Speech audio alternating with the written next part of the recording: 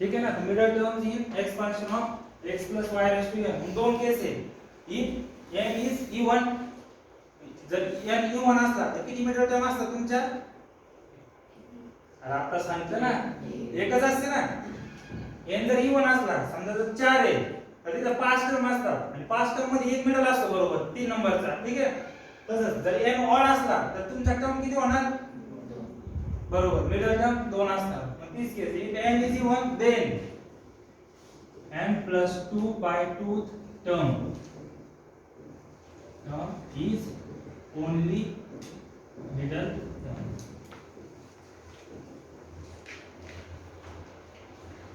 लक्षात घ्या, जेव्हा n इवन आहे तेव्हा n plus 2 upon 2 term. ठीक आहे ना. n plus 2 upon 2 term. जर मी n 4 घेतला तर 4 टाका, 4 plus 2 upon 2. 4 plus 2 6. 6 divided by 2 3rd. लक्षात येते ना. जर तुमची पॉवर 4 असली तर तुमच्या टर्म असे येणार 3 4 5 अशा टाइपचे, म्हणजे 5 टर्म येणार. पण त्यातली मिडल कोणती असती? ही आहे का नाही बरोबर? तिसरी, फर्स्ट, सेकंड आणि थर्ड. ही टर्म तुमची मिडलची असणार. लक्षात घ्या. ठीक आहे. आणि इफ n इज ऑड, जर n ऑड असला then there are two middle terms, n plus 1 by 2 or n plus 3 by 2.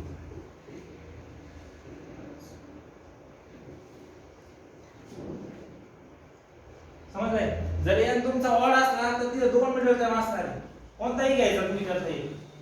हा घ्या किंवा ही घ्या. बरोबर आहे. Middle term. ठीक आहे ना. ऑड. तर आता n 5 घेऊ. n ऑड आहे ना.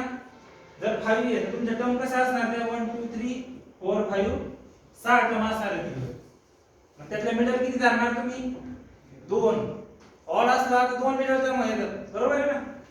तिसरी आणि चौथी. मग चेक करून पाहू एकदा फॉर्म्युल्याने. इथे n ची व्हॅल्यू 5 टाका. 5 plus 1 by 2 or 5 plus 3 by 2. 5 plus 1 6. 6 by 2 third term. ठीक आहे. आणि इथे काय ना 5 plus 3 8. 8 by 2 fourth term. बरोबर आहे ना. थर्ड टर्म आणि फोर्थ टर्म या तुमच्या मिडल टर्म असतात सिंपल लँग्वेज मध्ये. ठीक आहे. हे समजलं फॉर्म्युला? या लिहून पटकन.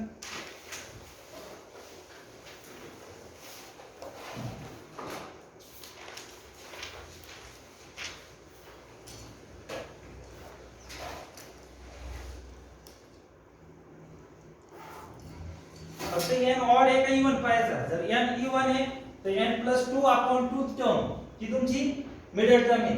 आणि n जर ऑड आहे तर n plus 1 by 2 किंवा n plus 3 by 2 या दोन टर्म मिडल टर्म आहे.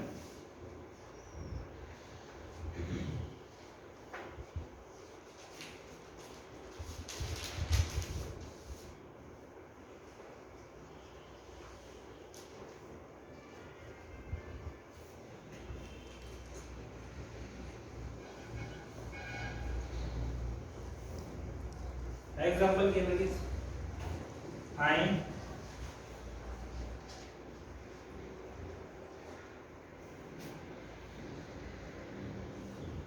middle term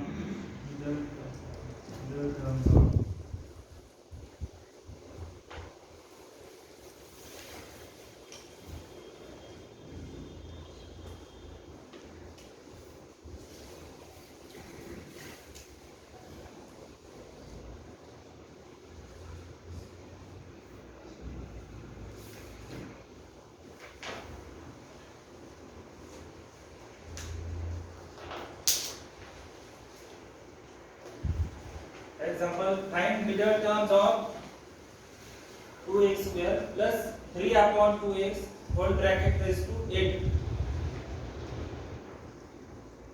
ना एग्जांपल तो मजा वाटली असेल ना. किती भारी भारी एग्जांपल, छोटे छोटे एकदम. इथे तुम चार वाली नाही काय.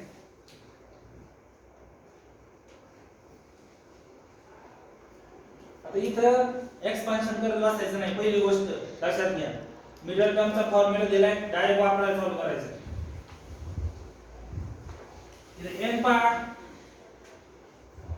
here n equals to 8 बरोबर ना, which is even and odd आहे. 8 काय 8 काय even आहे ना, का तर 8 ला 2 ने भाग जातो, ज्या संख्येला 2 ने भाग जातो त्या even असतात, which is even. मला आता कोणता formula, if n is even then n plus 2 term is middle term. तर एकच ओनली मिडल टर्म म्हणजे फक्त एकच मिडल टर्म आहे जेव्हा तुमचा n इवन असतो तेव्हा. therefore middle term is equals to कोणती फॉर्म्युला मिळता का 8 plus 2 by 2 term equals to 8 plus 2 by 2. आता हे बघा, इथे फॉर्म्युला वापरायची सुद्धा गरज नाही, पॉवर 8 आहे बरोबर आहे ना. पॉवर जर 8 आहे म्हणजे तुमचे टर्म किती असणार, 9 टर्म आहे बरोबर आहे. 9 टर्म आहे, 4 इकडे मध्ये येत 9 टर्म आहेत ना. 9 टर्म मधला मिडल काढता येईल तुम्हाला लगेच. 9 टर्म मधला मिडल पकडता येईल. कितव्या नंबरची टर्म असणार ती, 5व्या नंबरची बरोबर. मग फॉर्म्युला नाही वापरला तरी तुम्हाला कळतंय लगेच. आता फॉर्म्युला मध्ये टाका 8 plus 2 by 2 म्हणजे 10 by 2 म्हणजे 5th टर्म. म्हणजे हे तर कळलं आता का 5th टर्म ही तुमची मिडल टर्म आहे. मग 5th टर्म काढणार कशी, आपला जनरल टर्मचा फॉर्म्युला काय साठी यूज करतो आपण, general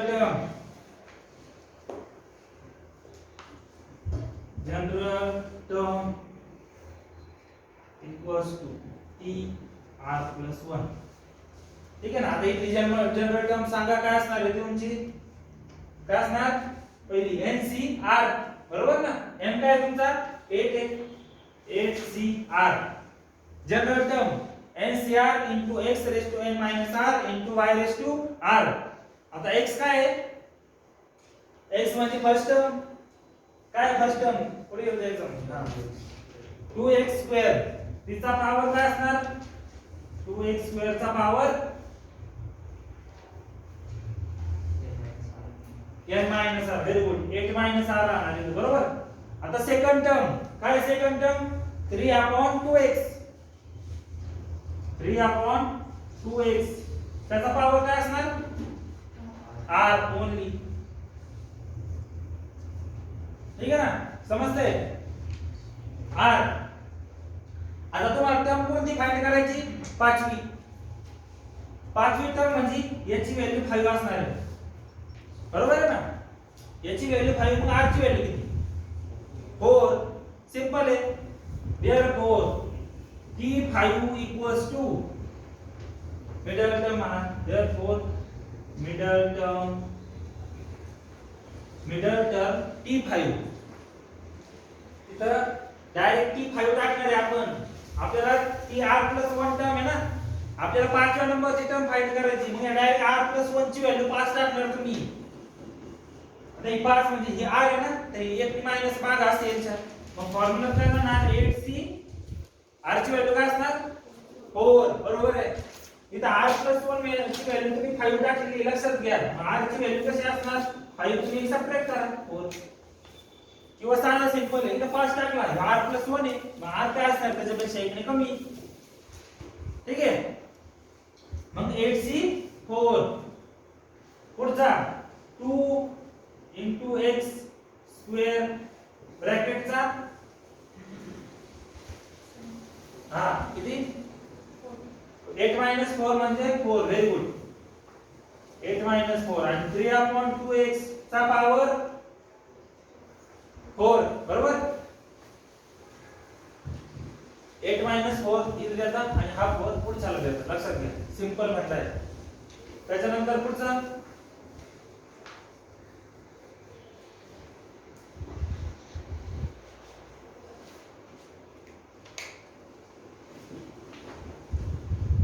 t5 equals to 8c4. फटाफट व्हॅल्यू काढा.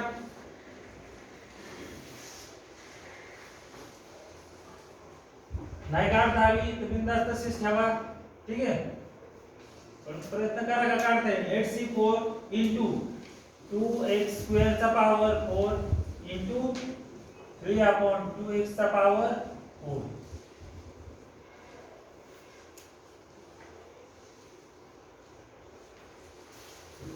8c4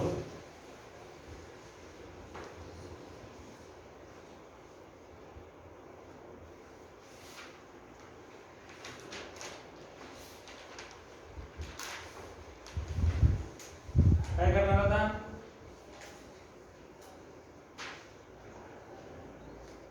लक्ष द्या नाही तर हे पहा 2 चा पॉवर काय होणार इथं 4.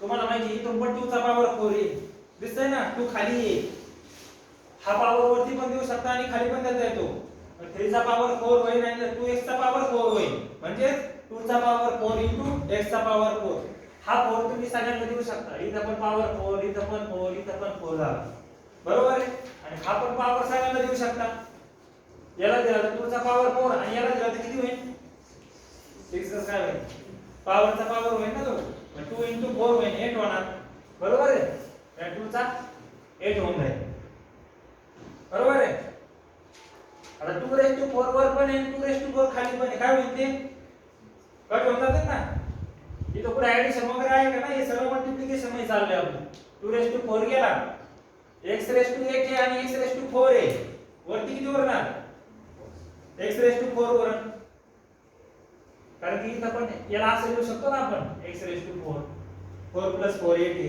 मग x raised to 4 गेला इथे x raised to 4 गेला बोललाय काय x raised to 4 x raised to 4 into 3 raised to 4 बरोबर आहे म्हणजे 8c4 x raised to 4 into 3 raised to 4 ज्याला एक्सपान्शन करता येईल त्यांनी करा करायचा प्रयत्न करा 8c4 म्हणजे 8 factorial upon 4 factorial into 4 factorial into x चा पॉवर 4 3 चा पॉवर 4 म्हणजे 81 बरोबर ना 3 चा पॉवर 4 म्हणजे 3 into 3 9 9 into 3 27 27 into 3 81 किंवा 9 into 9 81 8 फॅक्टोरियल मध्ये 4 फॅक्टोरियल गेले तर 8 7 6 5 4 फॅक्टोरियल ला कसं लिहिणार आहे 4 फॅक्टोरियल गेला ना 4 into 3 into 2 into 1 हे 4 2 8 कट झाले बरोबर आहे 3 ने भागले 6 आला 5 2 10 10 into 7 70 81 into x raised to 4 त्याची व्हॅल्यू येते 70 into 81 into x raised to 4 किती आला तुझे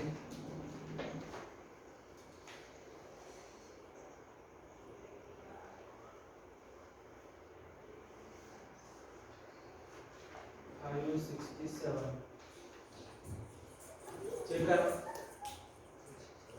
into x raised to 4 असा फायनल आन्सर आहे सिंपल आहे ना 3 मार्काला एकदम कमाल करा प्रश्न लक्षात घ्या मिडल टर्म फाइंड करा 3 मार्काला असतो मिडल टर्म किंवा टर्म इंडिपेंडेंट ऑफ x अशा टाइपचा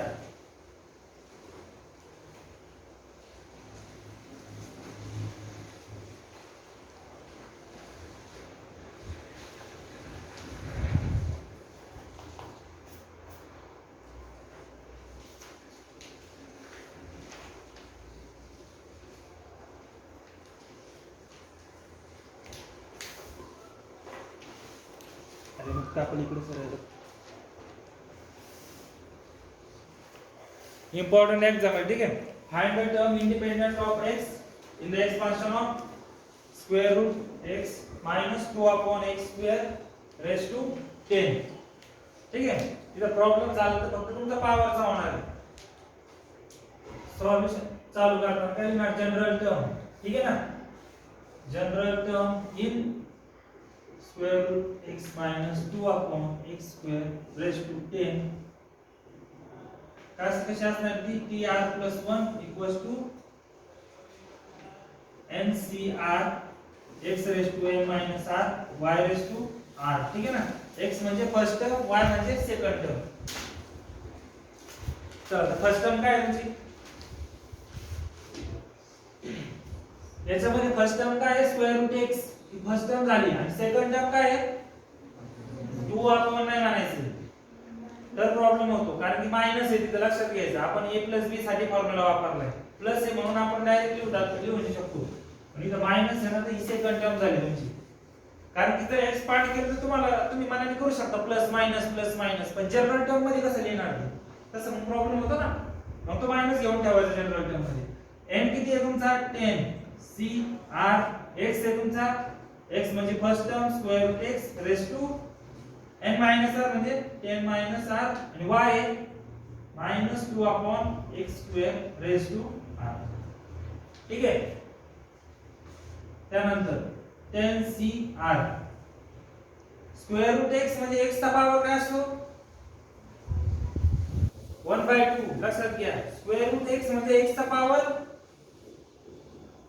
1/2 आणि क्यूब रूट ऑफ x काय असतो x चा power 1/3 whole root of x काय असतो x चा पॉवर 1/4 हे ओळखता आलं पाहिजे 10cr म्हणजे x चा पॉवर 1/2 त्याचा परत पॉवर काय दिलेला आहे 10 r ठीक आहे इनटू आता इथं पण मला x चा पॉवर घ्यायचा ना तर मी काय करायचं सेपरेट देऊन टाकतो हा -2 मध्ये ढकलून दिला म्हणजे -2 चा पॉवर किती झाला r आणि खाली किती आहे x चा पॉवर झाला x स्क्वेअर चा पॉवर परत r सेपरेट देऊन टाकले -2 मायनस इथं टाकला आणि -2r देऊन टाकला परत हा r याला पण सेपरेट दिला x चा पॉवर 2 त्याचा परत होल ब्रॅकेटचा r ठीक आहे इक्वल्स टू 10cr इथे x चा पॉवर काय होणार पॉवरचा परत पॉवर आहे ना म्हणजे त्याचं काय होणार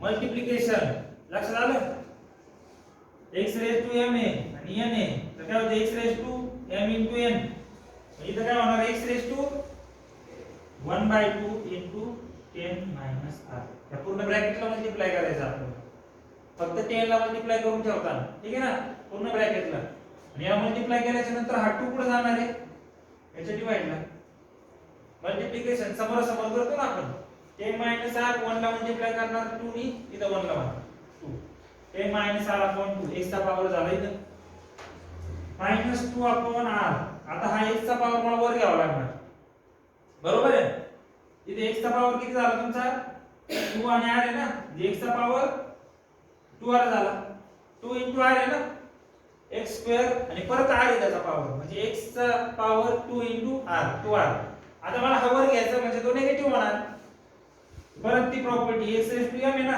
त्याला जर वर घ्यायचा असला तर -m करावा लागणार आणि जर x रेज टू -m आहे तर जर खाली घ्यायचं आहे तुम्हाला 1/x चा पॉवर m करावा लागणार साइड बदलणार पॉवरची म्हणजे आता इथं काय आला x चा पॉवर किती असणार